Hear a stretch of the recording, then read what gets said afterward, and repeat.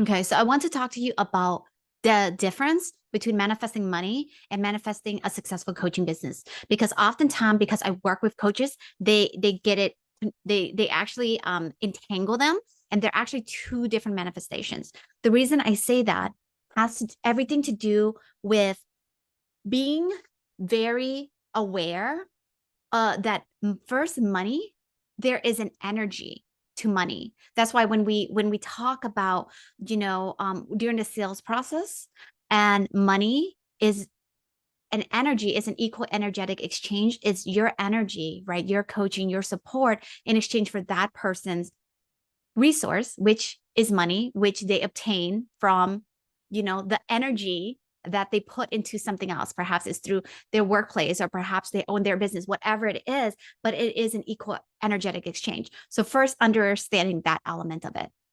Okay. So when we talk about manifesting money, it is with the understanding that money is energy, and there is an unlimited supply of money. Okay. And you may be thinking, no, no, that's not true. In your life experience, that may feel like it isn't true. I know this because if you know my story, you know the scarcity mindset that I went through, experiencing poverty in a third world country, and here in the US. I get it. I've been there. But when you're able to look at it from the lens of just this higher perspective and understanding, no, money is actually limitless. Me having money, going on a sales call, and then that client signing is not me taking money away from someone. That is me exchanging my services for their energy, which is money. Again, going back to the understanding that when we have money, when we're of service, that service is of value, and that deserves to be highly compensated. And that person, when we look at money again from the lens of, they work for that, they have a business, whatever it is, how they come to then obtain the physical resource of money, and they're exchanging it then for your services. That is an energetic exchange. So when you are manifesting money, all those things have to be something that you understand at least elements of, right? Otherwise, you have a lot of ickiness around money. So when you're manifesting money, and it's with the intention of increasing what you're currently an energetic match for. And I talk about being an energetic match, which is basically whatever it is that you're experiencing right now. That is what you're an energetic match for, especially when it comes to money. The level of wealth you have, or you feel like you don't have, is what you're an energetic match for. And there's a part of you right now that's probably thinking, Michelle, that's total BS. But the reason for that has everything to do with our beliefs, our thoughts, our feelings around money, because our beliefs, our thoughts, our feelings around money causes us then to take specific actions. We take specific actions around money, how we invest, how we don't invest, the things that we're willing to try to see if it's possible for us. Because if you don't feel it's possible for you, like for example, if you don't actually feel it's possible for you to actually have $10,000. Like if you've never had $10,000 in your account before, it screws with your mind. And what that does is I've seen so many individuals where they'll come up, let's say they have some amount of money, and the energy, they're not an energetic match for holding money. They don't know how to hold money because it activates something within their nervous system. Holding onto money doesn't actually feel safe. And you may think, oh my gosh, that's crazy. But I want you to think about the last time, perhaps you got a bonus at work, the last time you had a painful client come in, and all of a sudden you look at your bank account, you're like, where did the money go? And yes, you're going to think, well, it's my bad spending habits, it's all these things. But it's because you're not an energetic match for actually saving money, for holding on to money, because it doesn't feel safe. You don't know yet how to honor money because your nervous system, it's not an energetic match. So it's like when we talk about being an energetic match, there's a safety around it. It feels safe for you to have that level of money. It feels like you're honoring money. And when you look at it, you feel good. You're not questioning things like, I'm not worthy, or oh, I can't believe they pay me that much. Like all those thoughts, when you have those thoughts, I want you to pay attention to that. When you have thoughts like that, what happens? What do you think happens if you feel like they should have not paid you for that? I can't believe someone paid me for that. Is my service even worth that much? All those thoughts will cause you to push away money. And what's the action when we say we push away money? We spend it. We release, we let it go. I see this happen with clients who have inheritance, where they feel bad about the money, right? And then they wonder why. Oftentimes they're in like this weird, like they don't keep it. So they'll have an inheritance. Let's say they get an inheritance. What I often see clients do is they'll blow it right away. And they're like, oh, I'm just bad at managing money. That's what it is. Well, that's the practical side. That's actually easy to work on. But what's happening internally, that's the harder part. What are the parts of you that does not feel like you should have that money? That money is tied to my uncle who I really love and he died. But that money is tied to my grandpa who died. And then every time I think about that money, I think about them and how I shouldn't have that money because in order for me to have that money, they had to die. You see how those thoughts, those beliefs causes you then to like relinquish. You're letting go. You're spending quickly. You're releasing and pushing it away, and you don't keep it because there's a part of you that does not feel like you deserve it. There's a part of you that feels like I'm not worthy of this money, that I'm a bad person for having this money. And you may think, no, it's really because of my bad spending habits. But if you were to take a look at your spending habits and why you spend the way you do, there are feelings and thoughts that you have.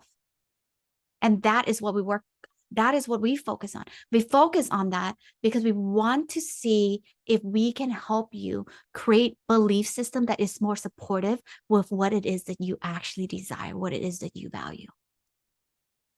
Because otherwise, you continue to have those same thoughts, which then causes you to feel, overwhelmed, feel like you're not worthy, feel like I'm not good enough, feel whatever it is.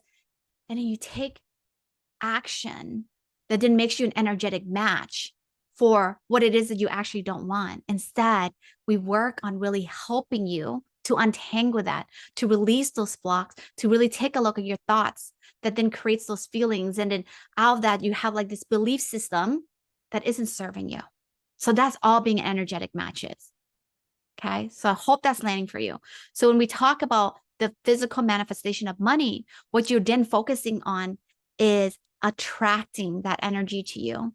Let's say you're calling in $5,000. When you're manifesting $5,000, you're actually opening yourself up to receiving it from all channels. It could be from a check that randomly arrives in the mail. It could be from your husband getting a bonus at work. It could be from you getting a bonus or a pay raise, whatever that is, but it's coming in unexpectedly because the number you're manifesting the money in some way, shape, or form. Okay. Now, when we say we're manifesting a successful coaching business, right? And that is what you desire. And you're looking at the bigger picture. It's like, okay, what does that look like? See how that's different? That's money manifestation. That's you manifesting a certain amount, being an energetic match for a certain amount, trying to uncover the thoughts, the feelings, the limiting beliefs you have around having that type of money or attracting that type of money and then holding it. That's very different, a different manifestation than having a successful coaching business or whatever type of business or being an entrepreneur, whatever that is for you. But you want to get clear on what that looks like. Okay. Because if you say, oh, to be a successful coach, I have to have this amount of money come in. But instead, it's like, I want to channel. I am opening myself up to receiving my next painful client. I'm open to receiving 3K through my business this month, whatever it is.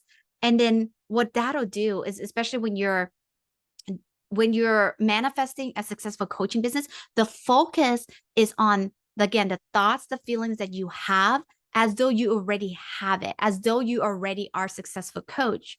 So you have to get clear on that vision of what that looks like. What would you be doing today? What does a successful coach in your eyes do? What would that other version of you do? Okay, if I was to wake up tomorrow and say, Michelle, you're a successful coach. This is what a successful coach does. How would I be showing up? What time would I be waking up?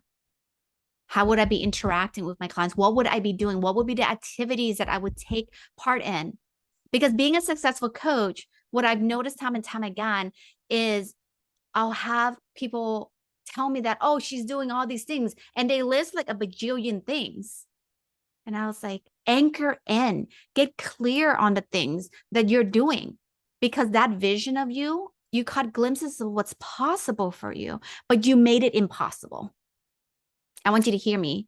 You caught glimpses of what's possible for you, but you made it impossible.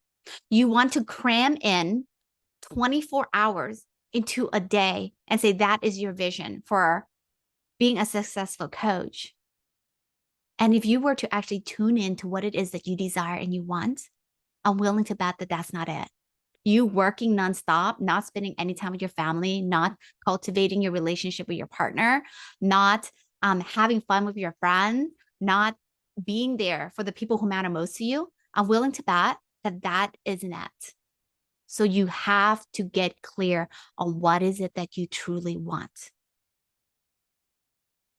And my invitation to you is when you're getting clear on that, you don't have to put a number to it. You can if you would like to play with both, but instead it's, I am manifesting having my first painful client this month.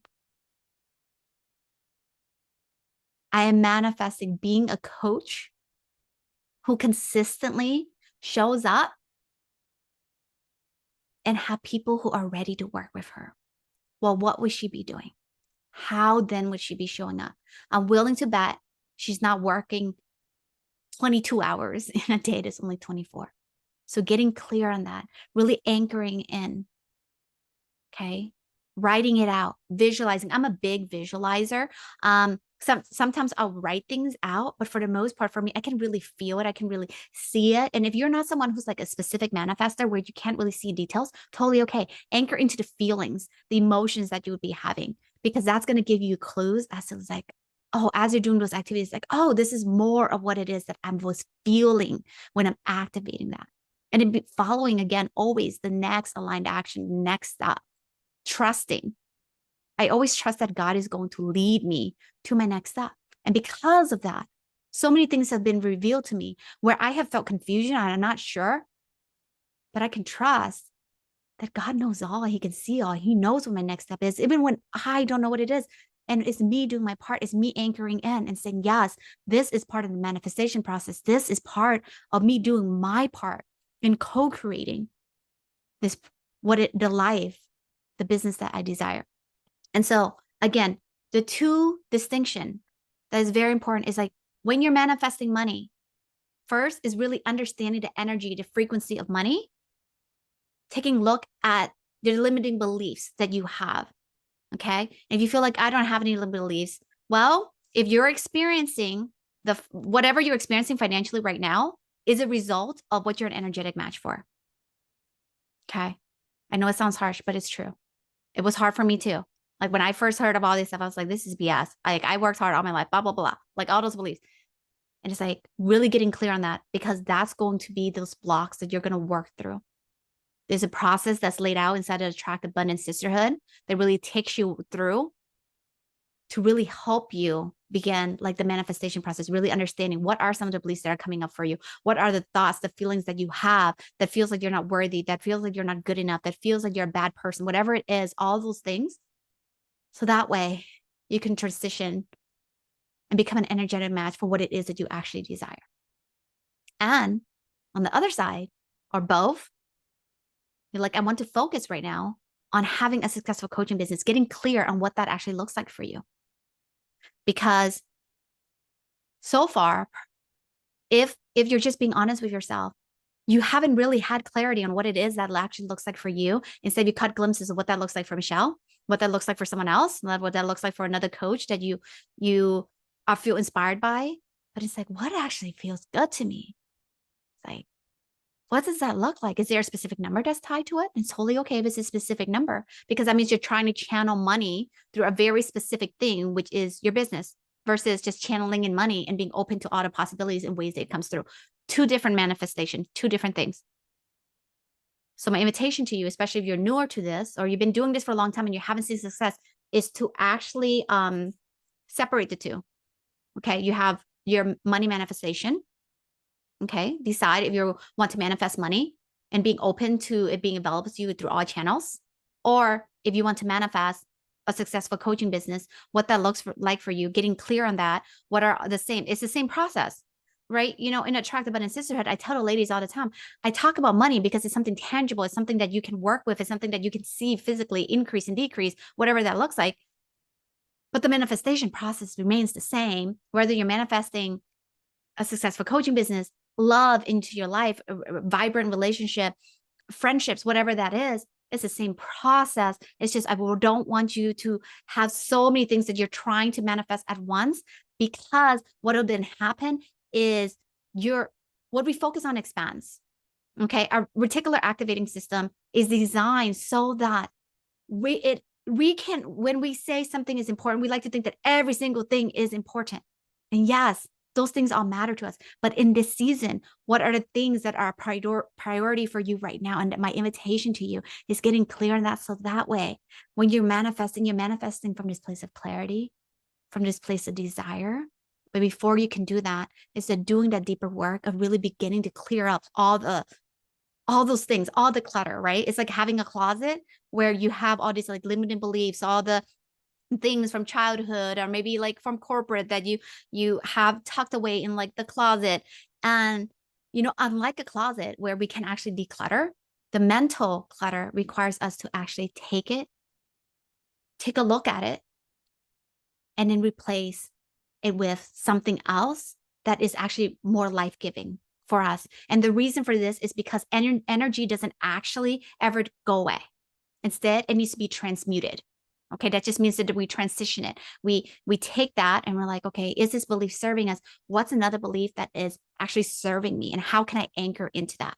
So that is the process inside of the Attractor Abundant Sisterhood that you really deepen, that you really began to cultivate. And being in that community with other manifestors really helps you to hold onto that frequency and energy, because I want you to think of it this way. What you're an energetic match for is a result of everything that you have experienced within this lifetime. Okay. So for you to just read a book, or for you to like try to do it on your own, and you're here because you have been trying to do it on your own. You have perhaps read books or YouTube, and then there's parts of you that just like, I don't feel like this is possible. And then inside of a community of other manifestors, what that does, it begins to elevate. It begins to hold you're able to hold the vision. You're able to hold what it is that you desire to manifest, because when you begin to wobble, I'm there to hold you to it. I am able to then support you, bring back that level of certainty when you're feeling uncertain. Okay. That is the energy and frequency of being inside a community with other manifestors. And when something comes up, you can share that. And so that way we could all come alongside you and support you. And then when manifestation comes through, you're able to show so much gratitude and so much celebration. Because sometimes what will happen is you'll manifest once and you're like, why can't I manifest again? It's because you haven't given yourself time to pause and actually anchor in deep, not, oh, I'm grateful for this, but from that deep place of like, when I do my gratitude activations, the members inside the Attractor Abundant Sisterhood really feel it, where they actually feel like, oh, this is what true abundance feels like. Whereas before they've always like, you know, gratitude journaling or like this, and they're like, oh, I got glimpses. But inside of the community, they truly feel it's like, wow, what a powerful activation. That is what gratitude feels like. That is the energy and frequency of gratitude. And then when you can anchor into that, oh my word, does it get easier for you then to manifest all the things that you truly desire? Because now you become masterful at the manifestation process, and we keep holding you. And then more and more and more of what it is that you desire begins to take place in a physical plane, and you get to experience more of that in your life. And so I hope this was helpful for you, and then I will catch you next time, friends.